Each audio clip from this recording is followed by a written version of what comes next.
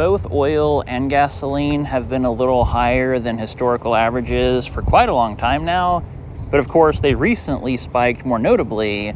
So the other day in Discord, I was recommending shorting oil, either buying put options of USO or UGA, maybe even UCO, but that's a little more risky. I'll explain that later. Sure enough, this week already, USO and UCO plummeted. USO dropped like $10 or $20 per share. Now, SCO is kind of like what I thought was leverage, but I'm not sure now, the short fund. So you could just buy cheap shares or calls of SCO and make bank when oil drops, but it doesn't really seem to work that way. You mostly have to trade it short term. UCO is supposed to be the same, but it's actually a little more reliable.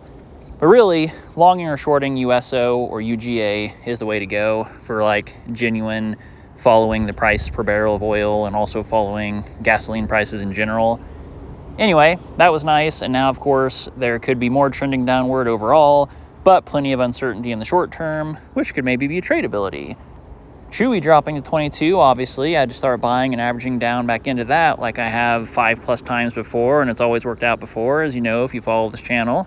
It's similar to Maro, which I was recommending buying on the way down for at least the third time in the last 2 years, and then it's already doubled back from 6 to 12, and eventually I'm sure it'll get back to the 20 or 30 where it belongs, although short term I'm not sure.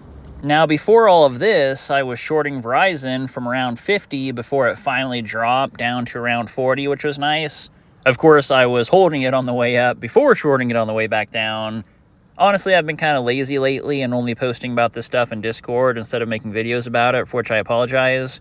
I also missed a good Ford opportunity that I usually catch, but thankfully, other members of the Discord channel also contribute some good leads, which is another reason to maybe consider joining.